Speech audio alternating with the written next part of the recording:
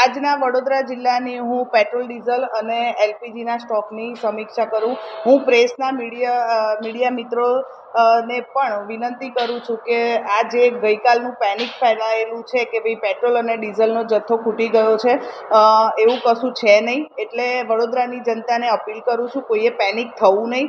હું સ્ટોકની અત્યારે પણ અમે ઓઇલ માર્કેટિંગ કંપનીઓ સાથે મિટિંગ કરી છે. તમને એલપીજીના સ્ટોકની વાત કરું તો 21,347 જેટલો સ્ટોક છે. એની સામે ગઈકાલે સેલ જે હતું એ 14,118 જેટલું હતું.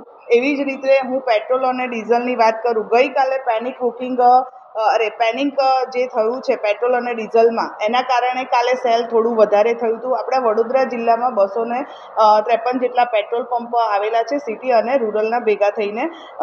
એમાં કાલના સ્ટોકની વાત કરું, આજના સ્ટોકની, આજે સવારે જે અમે મિટિંગ કરી અને સ્ટોકની વાત કરું, 1699 KL જેટલો સ્ટોક પેટ્રોલમાં છે.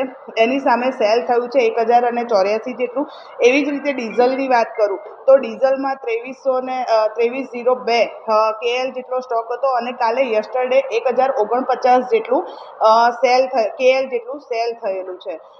કાલે જે પેનિક ઊભું થયું હતું એના કારણે સેલ વધારે થયું. આજે સવારથી જ દરેક જે ડેપો છે એ ત્યાં આગળ સવારે 6 વાગ્યાથી ડેપો શરૂ થઈ ગયા છે અને આજે લેટ નાઇટ સુધી દરેક જે પેટ્રોલ પંપ ડીલર્સની રિક્વાયર હશે, લેટ નાઇટ સુધી પણ એમને ગાડીઓ બધે પહોંચતી રહેશે.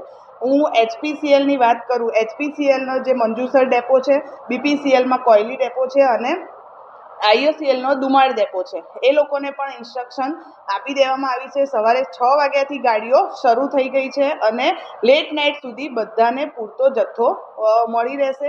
પેટ્રોલ અને ડીઝલના જથ્થાની આપણે ત્યાં કોઈ અછત નથી. વડોદરાવાસીઓને ફરી વિનંતી કે ભાઈ લાઈનો ન કરો, બધાને સફિશિયન્ટ સ્ટોક છે, મળી રહેવાનો છે. આપણે ત્યાં કોઈ અછત નથી. Thank you very much. Petrol pump સંચાલકોને કોઈ ખાસ ગાઈડલાઈન આપવામાં આવી છે?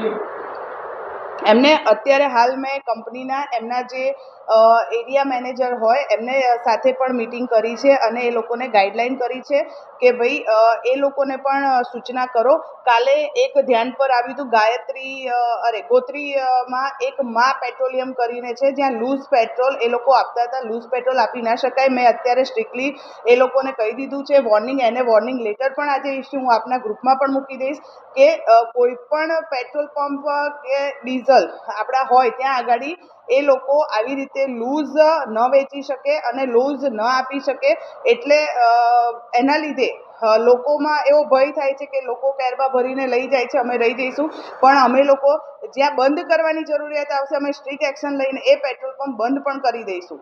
જો હવે આવું ફરી પણ એ લોકોને પણ સ્ટ્રિક્ટલી વોર્નિંગ આપી દીધી છે. બધા જ અમે પણ ફિલ્ડમાં ટીમો મોકલી છે.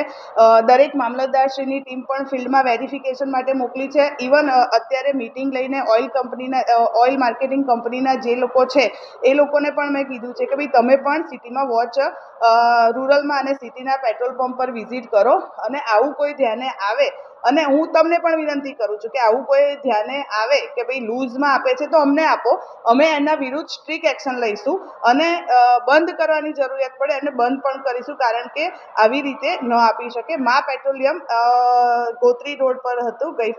સેફ્ટી રૂલ્સની એ અગેન્સ્ટ છે અને વિજયભાઈ કરીને એના કોઈ ડીલર છે, પણ અમે એને નોટિસ આપી દીધી છે. પેટ્રોલ પંપમાં ગઈકાલે એવા પણ દ્રશ્યો સામે આવ્યા હતા કે 2000થી વધુનું ડીઝલ નહોતા આપતા. તો આવું કોઈ ગાઈડલાઈન આપવામાં આવી છે કે કેમ? ના, એવી કોઈ ગાઈડલાઈન નથી આપવામાં આવી.